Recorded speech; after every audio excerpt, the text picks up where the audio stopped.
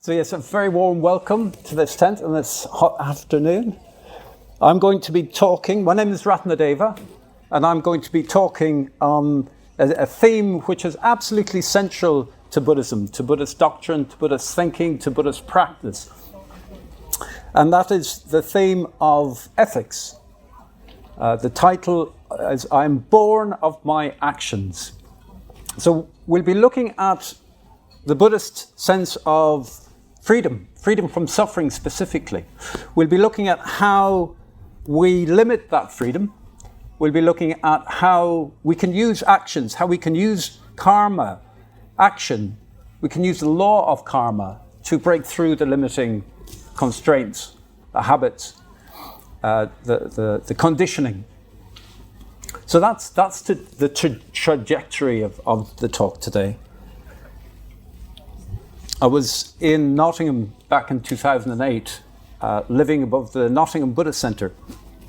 And the Dalai Lama came to town for a 5-day presentation on investigating the nature of reality. And he gave talks, very profound talks. But I'm afraid, alas, I can't remember anything he said. But what I can remember is his chuckle, his laughter. It was beautiful. Every now and again, maybe you've seen him on TV and you've seen the same thing. And I do have a sense that that chuckle, that laughter was expressive of a very deep theme, attitude within the Buddhist tradition. It was lovely this morning to hear must be laughter yoga, is it going on somewhere? There's the laughter kind of drifting over the early morning fields.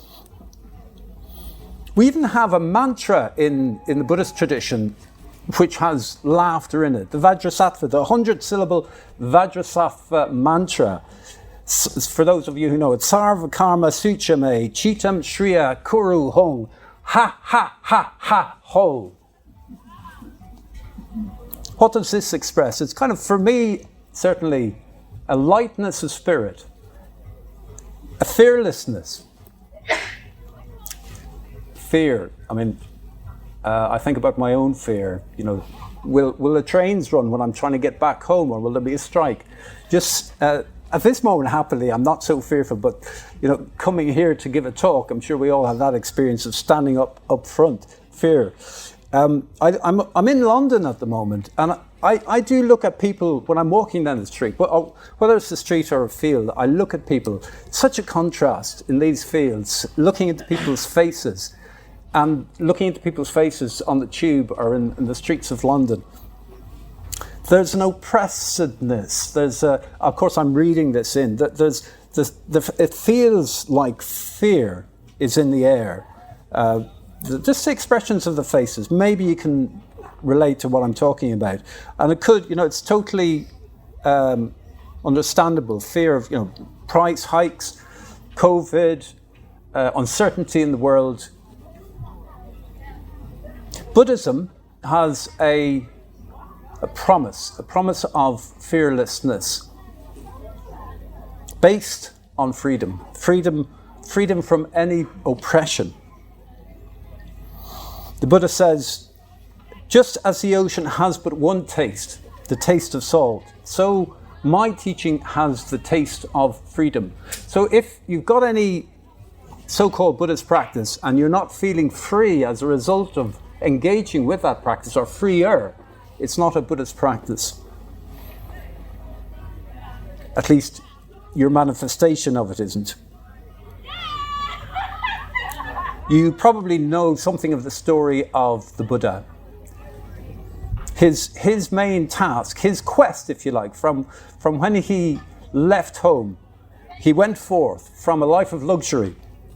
His main quest was to tackle this problem of suffering, the issue of suffering, the meaning of suffering. Later he says in his teaching, I teach suffering and an end to suffering. So suffering is there very much in center stage in Buddhism. But happily, the Buddha found a solution. Under the Bodhi tree 2,500 years ago. That's the reason we're all here today. So he had lived the life of luxury. He was very privileged, the life of hedonism. He had then finding the emptiness of that, and finding that that didn't lead to an end of suffering, quite the opposite, he tried extreme asceticism, wandered with practitioners, and almost killed himself through the extremity of his practices.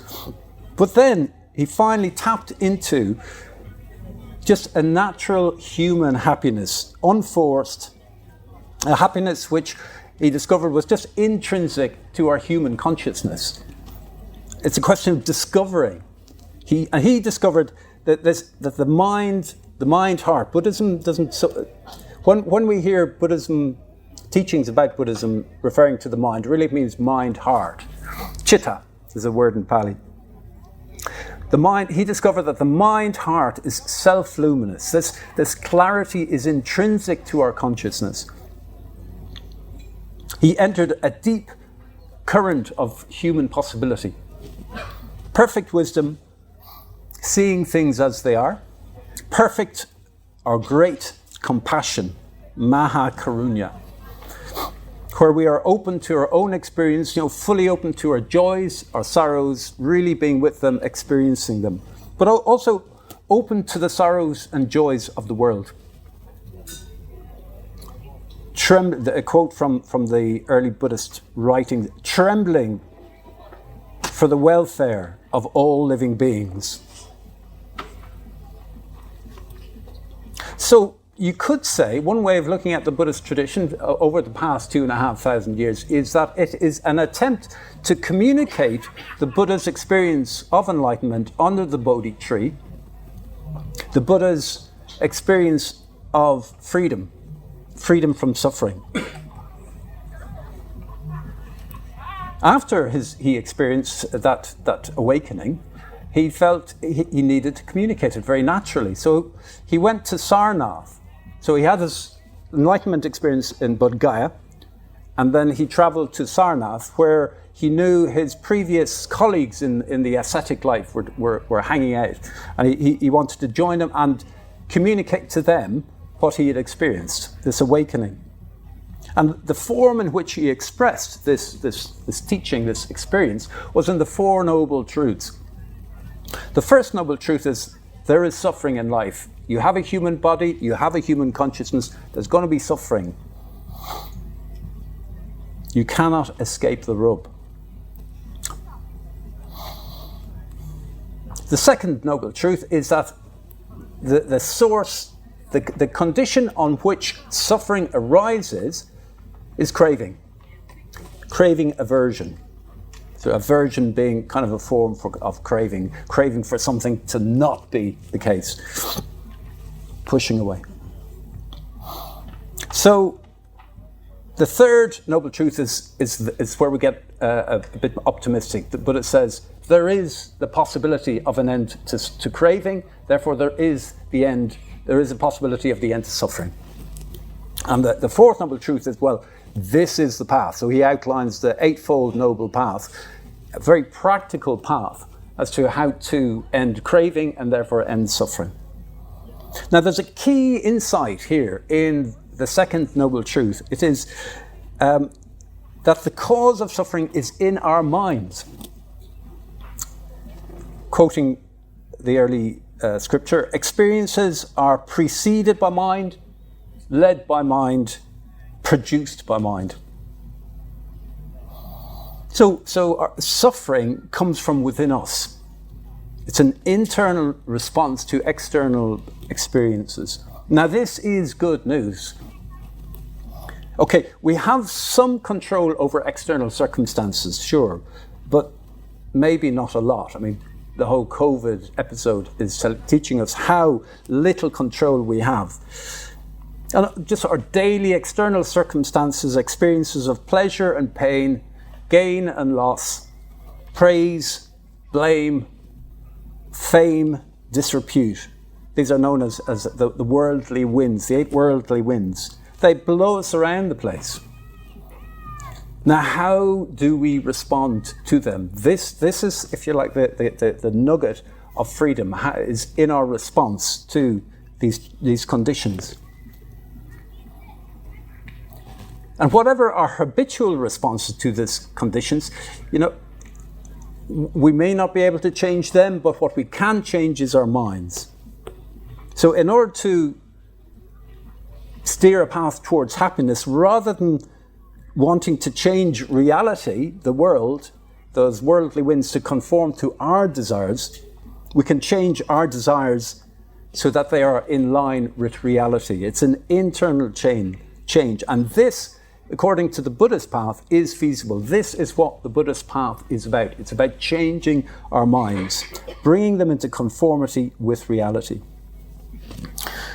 So the question is, the next logical question is, well, how stuck are we? How easy is it for us to change our minds? Tonight we'll be working with a symbol in the ritual, in the main ritual at 9 o'clock, which is centered on the wheel of life. And the wheel of life is a description, very graphic description of how stuck we can be, just reacting to our experience habitually. Because, here we are, we're on this planet, and we're subject to so many conditions. Our parents, our schooling, the culture we're in. We didn't have a lot of choice in these conditions. But they are seeds, if you like. And so as included in that conditioning is our own actions and our experiences that we've met with during our lives. All of these come together as seeds, if you like. So engaging with the theme of the event, the festival, Seeds of the Heart. Thich Nhat Hanh says, in us are infinite varieties of seeds.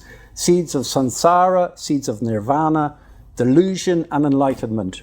Seeds of suffering and happiness, seeds of perceptions, names and words. So all of these are in the mix, all these conditions. And we end up with, a bundle of habits, you could say, more or less ingrained, deeply ingrained, which represent an automatic or unthinking response to our experience. For example, someone criticizes you. Maybe what's your automatic response to being criticized? Is it defensiveness? Is it to go on a counterattack? So, in the face of these habits, to what extent are we in the driving seat of our own lives? How free are we? Of course, there are the even more intense habits, addictions, compulsive. Could be browsing social media. Could be alcohol, vaping, pornography. And then there are the habits of mind, views, habitual ways of seeing the world. And these form a lens through which we see the world, which therefore, because that's how we see the world, that shapes our experience, it shapes our response to the world. In a sense, our views create the world we live in. The world we imagine ourselves to be in is only one possible world that we could imagine ourselves to be in. So if we look at our views, how many of them are limiting? And therefore limit our world. For example, I'm not good enough. This is who I am. I can't change. I'm not going to change.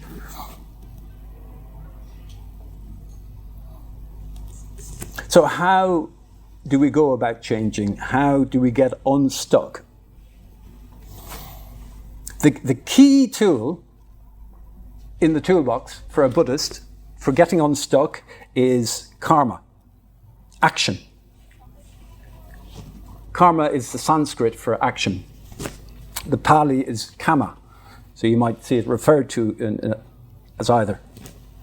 But what is karma? Well, let's go into karma now in a bit of detail. First of all, how important is karma? Buddha says actions actually shape us. They make us what we are. I am the owner of my actions, heir of my actions. I am born of my actions. So every action changes us. This is partly confirmed, validated by neuroscience. Neuroscience will tell us that with every conscious action we make, a neural pathway is created.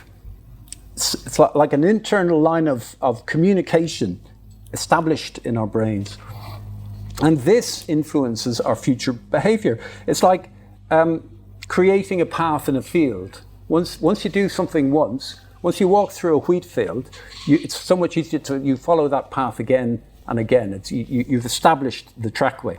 So once you do an act once, it's easier to repeat that action. So our actions predispose us to future action. The seeds of the heart metaphor that the festival is engaging with really is a beautiful, poetic, if you like, presentation of or evocation of this fact.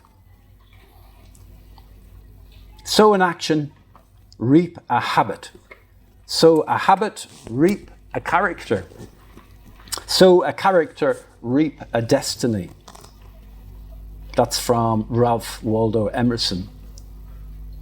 So every action, however small, and actions are accumulative, changes. The Buddha says, do not underestimate good, thinking it will not affect me. A water pot becomes full by the constant falling of drops of water. Similarly, the wise person, little by little, fills themselves with good. So every act, however small, is significant, potentially significant. And this is kind of scary, that every action of ours has an impact, can have an impact. There's a responsibility in there in terms of the people with whom we are connected and who are affected by our actions. But it's also exciting, for me at least. This offers a creative possibility. It's empowering. We can get unstuck. We can shape ourselves to become the people that we want to be. Again, Thich Nhat Hanh. The quality of our life depends on the quality of the seeds that lie deep in our consciousness. And we are sowing these seeds deep in our consciousness constantly through action. Another way of putting it that Sangharakshita liked was, we are our greatest work of art. If you like, karma, action, is the chiseling ourselves, the person we want to be, out of the rock face. Karma, if you like, is a potential mechanism for change. It's the tool of our deliverance. But only if we know how to make use of it, how to direct the change in the way we want it to go. And a help in that direction is to deepen our knowledge or understanding of karma. So let's go a bit deeper into karma. What do we mean by karma, action? Let's define it a little before we proceed. Buddhism is quite specific about what it means. It is intentional, in other words, willed actions. It's not any action. So if you have unintended consequences, say you're walking in the field and you step on an ant accidentally, that's not karma. That's not a volitional, intentional action. Intentions themselves are actually karma. So even before you perform the act, the intention to perform the act is karma. Chaitana is kama. Chaitana is the Pali word for intention. So intention stands as an action on its own. So if you intend to carry out a certain act, but you get prevented from performing that act, the intention, whether it's skillful or unskillful, is karma. I'll talk about skillful, unskillful very shortly. Just one other part of describing karma is to broaden it. Certainly from a Buddhist perspective, karma, kama, action includes traditionally known as the threefold acts.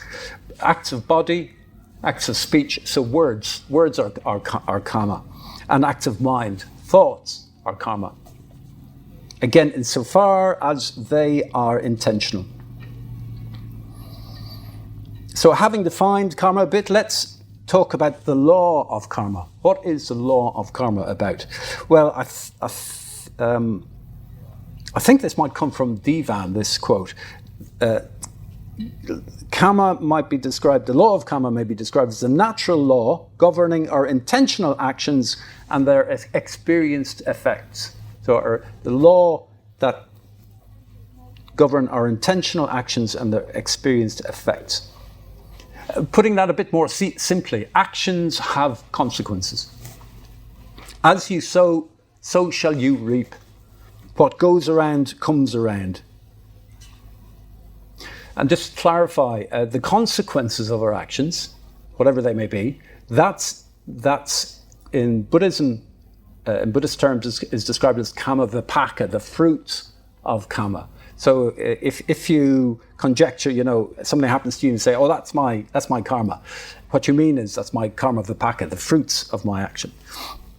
Just for clarity. And I'll come back to this conjecture a little later and question it, this idea that, oh, something that happened to me is the fruit of my karma.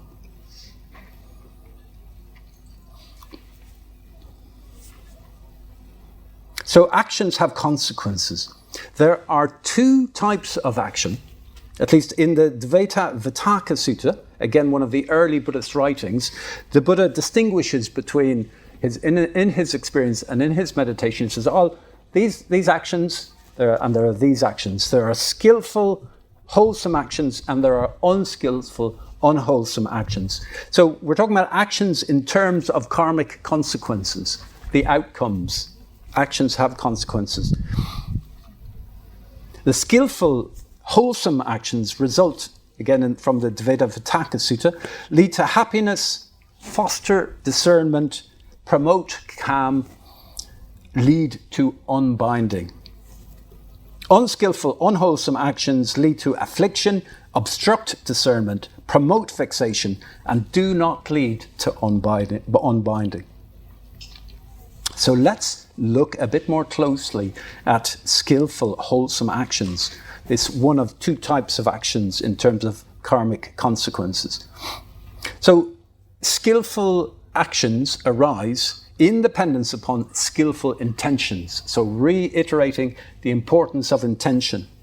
Intention is a crucial condition for the nature of the action. Skillful intention, skillful action. Unskillful intention, unskillful action.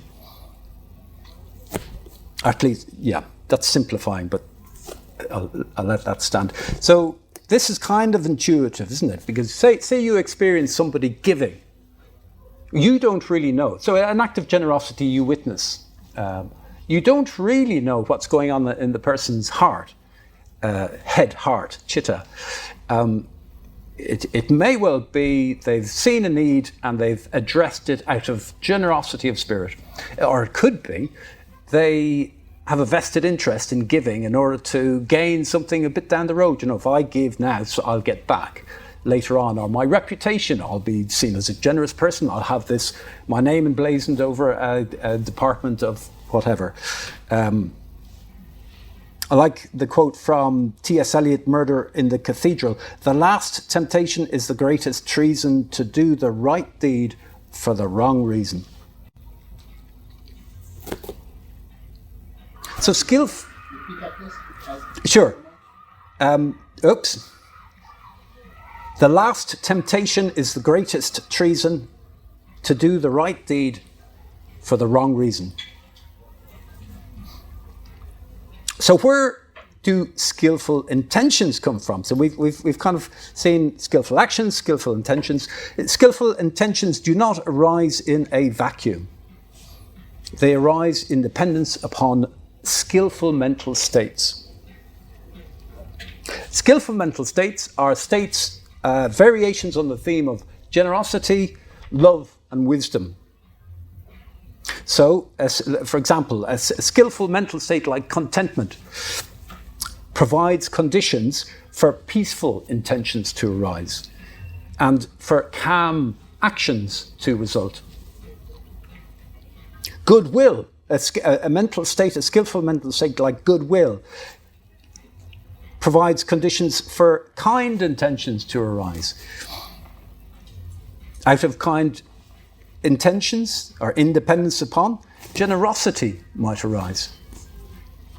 In a skillful mental state of clarity of mind, wise intentions may arise. And out of wise intentions, who knows, helpful words, generosity might arise. So these are intimately interlinked, the actions, the intentions, and the mental states. Skillful intentions rise in dependence upon skillful mental states. Skillful actions arise in dependence upon skillful intentions. But it doesn't stop there. And this is crucial in terms of getting out of any kind of ruts we might be in, breaking through any habits. And that is that the skillful action that may have started with a skillful mental state reinforces the skillful mental state. So just an example from my own experience while I was writing this talk. I was in my flat in Ilford, and fruit flies became a problem. And I don't know if you have experienced this. Once they start, like, they just multiply and multiply. And instead of swatting them, I didn't want to. I don't like swatting insects. For me, it's an ethical issue. So what I've been doing is getting a mug and capturing and a card and taking them one by one out to the back window and letting them go. And I've used it. I found I was able to use it. It softened my heart, connecting actually with that little being, and wishing it well and saying, "Go well," when I release it out the window. And I did it initially just 10 times, and then there must have been 50 of them. I did it 50 times, and then there were just every day. And I found that just by softening around the whole thing, and if you like, wishing them well, each one well, I was setting up a habit, and it spilt over into meeting people. Seeing people on the tube, I was just continuing, in a sense, from a mental state that had been set up through that action. So you can see how the mental state, it's kind of a virtuous circle. You could even describe it as an engine of change, an engine of liberation. Just like they say money makes money, well, skillful action generates skillful mental states, skillful intentions, skillful actions. And this you could say is a core teaching within Buddhism. This is the path, the way out of that wheel, ever turning round, stuck record of the wheel of life. Again, that we'll be looking at tonight in the ritual at 9 o'clock. Plug.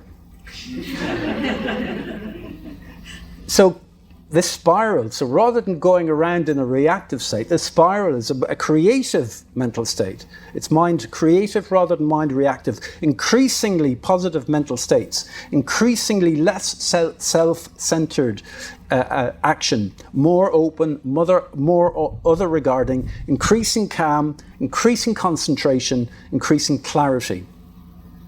In this way, ethics, skillful action, skillful intention, skillful mental states can be the basis for insight.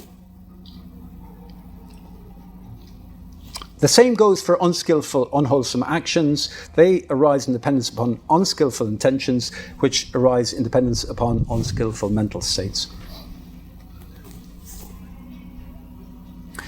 How do we discern then between these two types of actions, the skillful and the unskillful?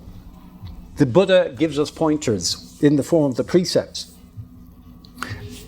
That's one of the reasons we chanted the positive precepts at the beginning of this session.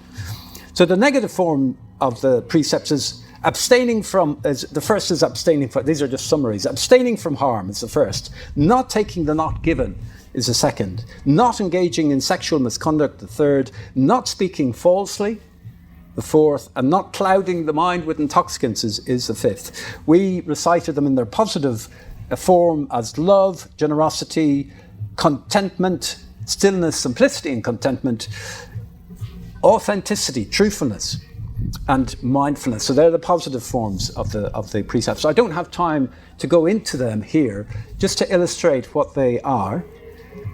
And a key point is they're not rules, They're not commandments. That's the first thing to say about them. They're best thought of in terms of training principles that the Buddha has given us.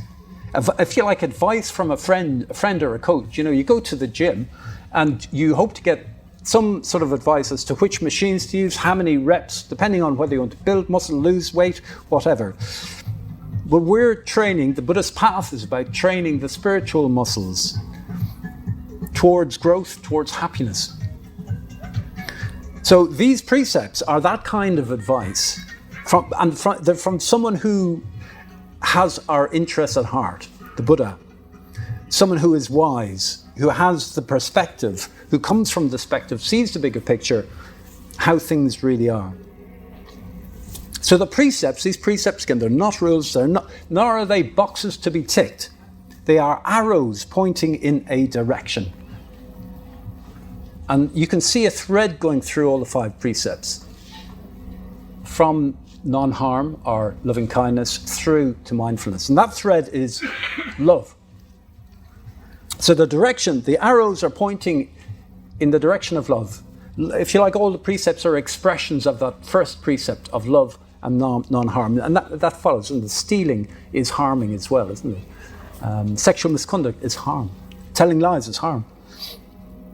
So the point I want to make here is that these are arrows pointing in a direction, not a box to be ticked. They're open-ended. You can never have too much love in your heart. You can never express too much love in your actions. They're described as the immeasurables. So love is the universal principle that guides the conscious universe. But let me put a little reservation in there. Buddhism advises against reifying this principle of love, against making it into a thing, reifying it, for example, as a god with a capital G. As far as Buddhism is concerned, the law of karma is impersonal. It's like the law of gravity. Buddhism is non-theistic. There is no creator, there is no redeemer, there is no judge, apart from your own conscience. There's no authority. These are not commandments. There is no call for obedience. The emphasis is not on right or wrong. The language I've been using to date is skillful, unskillful. The problem what can be a problem with right and wrong is these terms can become a stick with which to beat yourself up, or a stick with which to beat others up. So I've done wrong, I'm bad. You've done wrong. Moral judgmentalism, holier than thou. So we beat other people up. Now, one more point about the law of karma, which is, how does it operate? Well, it is mysterious. It's universal in its range. It's inexorable. The Buddha says, not in the sky, nor in the midst of the sea, nor yet in the clefts of the mountains, nowhere in the world is there any place to be found where one can abide free from the consequences of one's deeds. So how does it work? How does this law of karma operate? Buddhism, Bhante, our Sangharakshita, the founder of Triratna, he says, Buddhism has no mania for explanation, so you're not going to get an answer. We can resort to poetry, of course, again, referring to the seed's metaphor. Karma is like a seed. You will yield a harvest from your actions. Actions have consequences.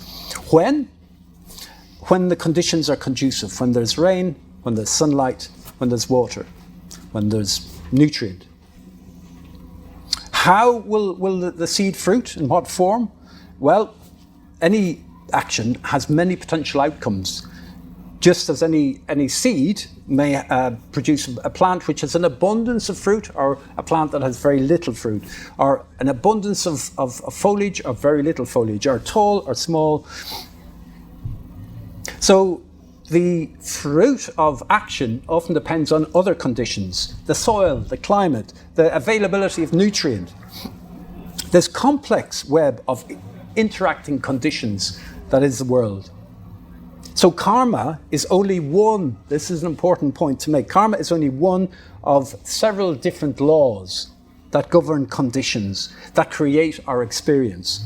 For example, there are other laws like physical laws that govern physical conditions like volcanic eruptions or earthquakes, or say a tree blowing on our tent. That's not karma.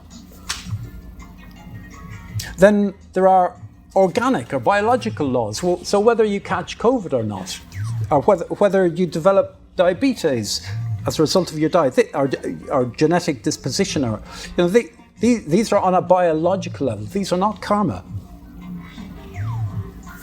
Or at least what I'm saying is they don't have to be karma. There could be some ounce of karma in there. The point is you don't know.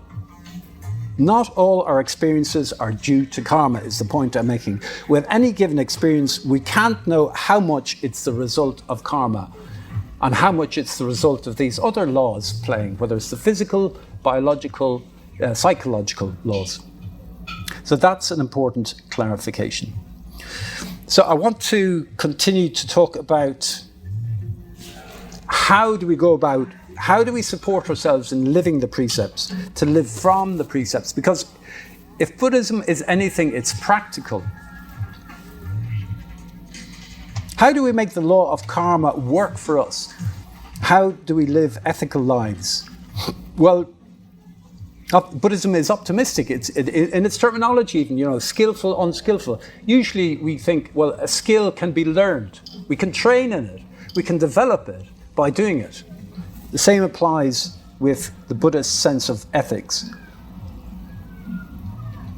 And the most, I think it's fair to say, I don't think I'm going out on a limb here, that probably the greatest skill that we can acquire, that we can hone in order to support our practice of ethics is mindfulness, the practice of mindfulness. Now, there are three forms of mindfulness that relate to ethics. Are three ways of looking at mindfulness that point us in the direction of how it can support ethics. The first is mindfulness as recollection. Recollection, bringing ourselves together, all our sense faculties, coming into full presence with ourselves. This is a foundation for ethical practice, paying attention to our lives. And this, of course, is the emphasis of the secular mindfulness tradition. I don't know if you're familiar with it. John Kabat-Zinn is kind of the main originator, amongst many others. And the definition of mindfulness, of this form of mindfulness, of recollection, that comes from the secular mindfulness tradition is deliberate and non-judgmental attention to present moment experience. Turning up for our lives, you could say. And this is also there. This form, this definition of mindfulness is there in the tradition, in the ancient texts. So the Buddha says, a monk acts with mindfulness in going forth and back, in looking ahead or behind, in bending and stretching, in wearing his robe and carrying his bowl, in eating and drinking, in evacuating and urinating, in walking, standing, sitting, lying down, in speaking and in keeping silent. In this way, a monk is accomplished in mindfulness.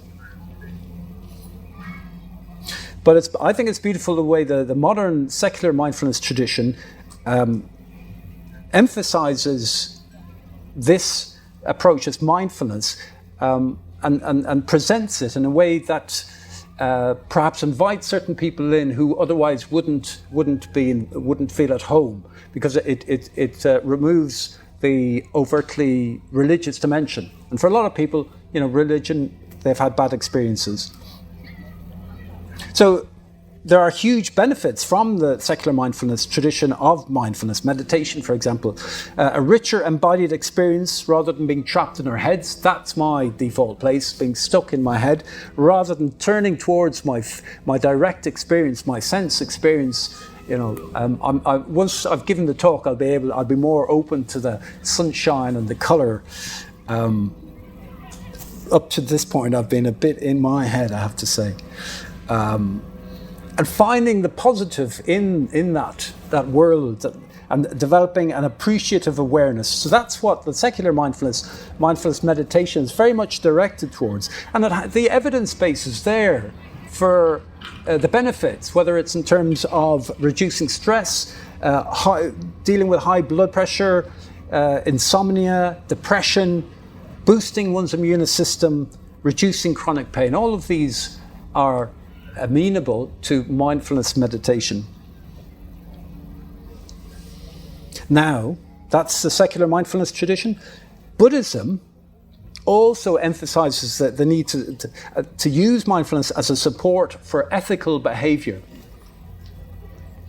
Because our mental states, intentions and actions that we've looked at as the epicenter of our ethical lives, well, they are part of our present moment experience.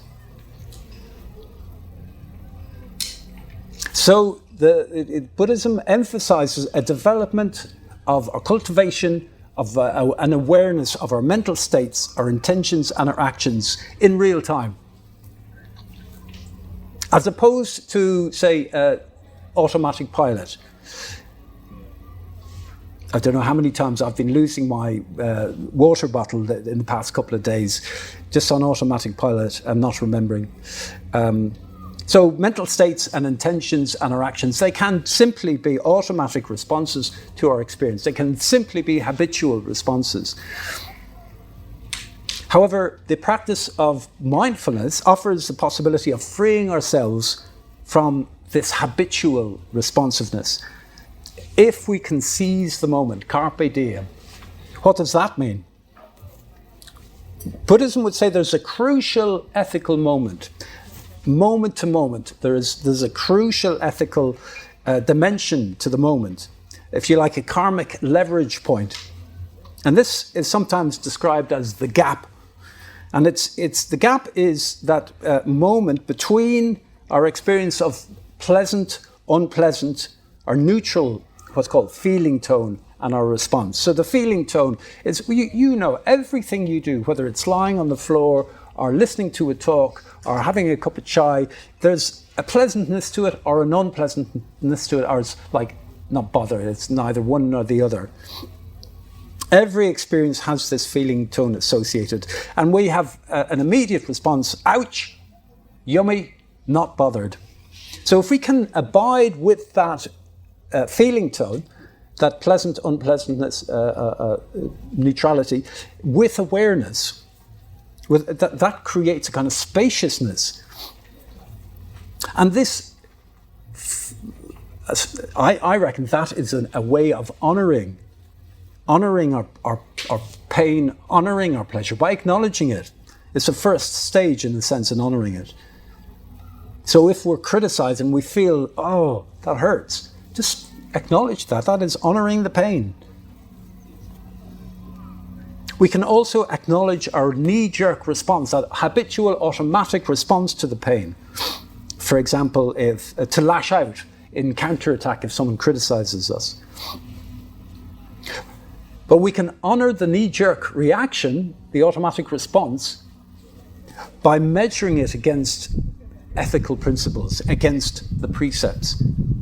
So how does this action of mine, lashing out when I'm criticised, how does it measure up against non-harm, loving kindness, the first precept?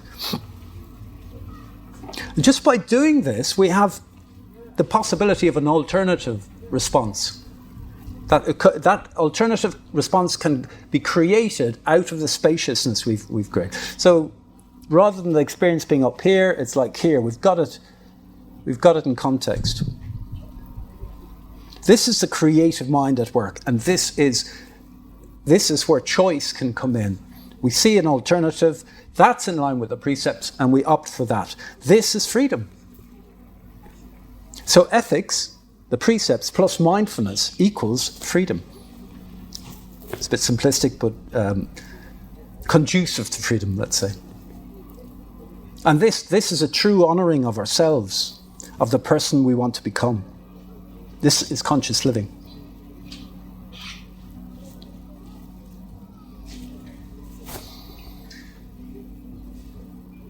I'm going to leave it there because I've a lot more to say, but it is time. It is time, and I don't want to go over time. So I'm very happy to open up to questions.